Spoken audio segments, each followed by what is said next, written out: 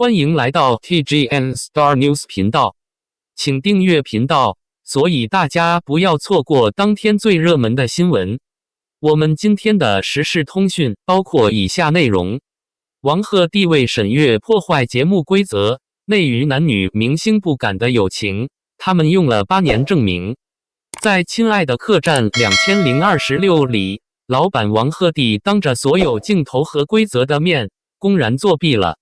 就为了帮沈月带一个尿裤子的小男孩，全网一边嗑糖嗑到嘴角咧到耳根，一边又忍不住问：这的是多铁的关系，才能让一个当红顶流甘愿破坏节目规则，去兜另一个女明星的底？这根本不是炒 CP， 这是一场关于信任的现场教学。亲爱的客栈2026第8期上线那天晚上，热搜直接爆了，关键词不是王鹤棣老板力，也不是沈月带娃，而是地越戏破防。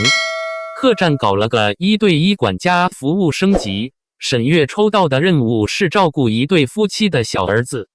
任务卡还没看完，沈月整个人就肉眼可见的慌了。她没带过孩子，心思又细，满脑子都是搞砸了怎么办。这时候本该悠闲打分的主理人王鹤棣晃了过来，开口就是一句熟悉的调侃：你这是提前体验当妈的感觉。弹幕瞬间被王鹤棣你又欺负月月刷屏。可玩笑开完，他看着沈月那副愁眉苦脸的样子，话锋一转，特别认真的来了句：要是有搞不定的事，比如小男孩要上厕所，随时叫我，我来帮忙。这话轻飘飘的，但分量不轻。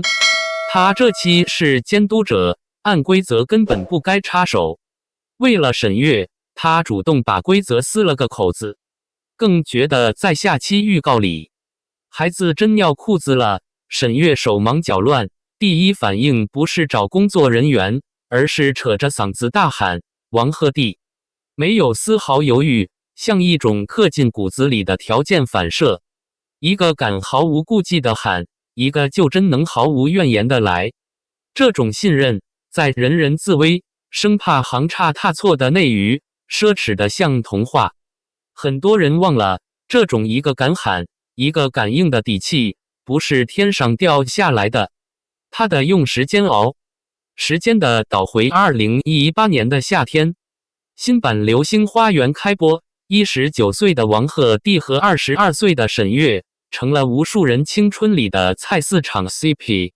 戏里爱得轰轰烈烈，戏外是2个新人演员在片场互相打气，分享冰贴，一起挨导演骂的职场发小。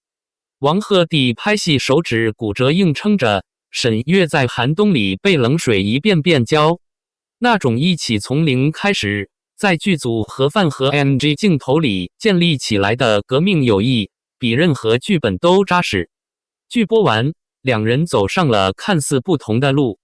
王鹤棣凭借《苍兰诀》一跃成为顶流，沈月则在校园剧和文艺片里稳稳扎根。娱乐圈是个名利场，多少人红了就疏远，糊了就被遗忘，但他们没有。沈月遭遇网络争议时，王鹤棣会私信鼓励；王鹤棣开首场演唱会，沈月会托人送去手写卡片。没有热搜上的力挺，没有通稿里的闺蜜情，只有私底下最朴素的关心。这种无功利守望，在圈里比大熊猫还稀有。所以当《亲爱的客栈2026》官宣2人再度同框时，期待值拉满，但质疑声也没停过。8年了，一个顶流，一个实力小花，还能回到从前吗？节目一开始，答案似乎是不能。2人走路隔着1人远，说话侧着身，肢体语言写满了避嫌2个字。弹幕里一片心碎，古董 CP 真成古董了，只剩生疏和尴尬。可这种刻意维持的距离，没撑过几期。或许是他们自己都觉得累，或许是他们终于想通清者自清。于是那个熟悉的地乐戏又回来了。铺床单时，一个跪着里背脚，一个站着抻背面，默契的像重复了千百遍。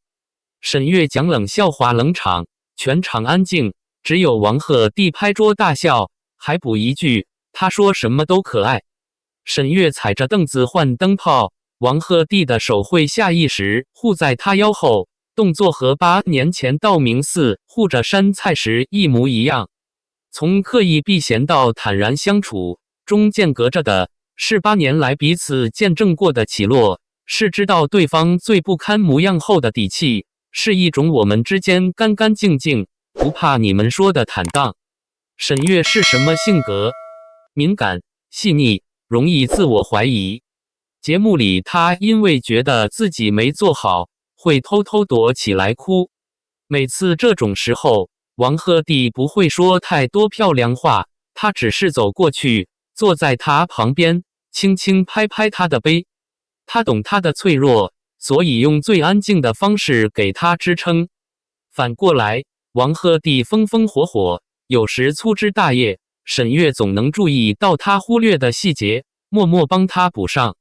一个像火，一个像水，火能温暖水，水能包容火。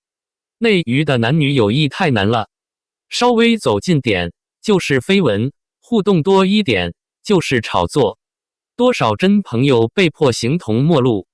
但王鹤棣和沈月偏偏把这道题做成了范本。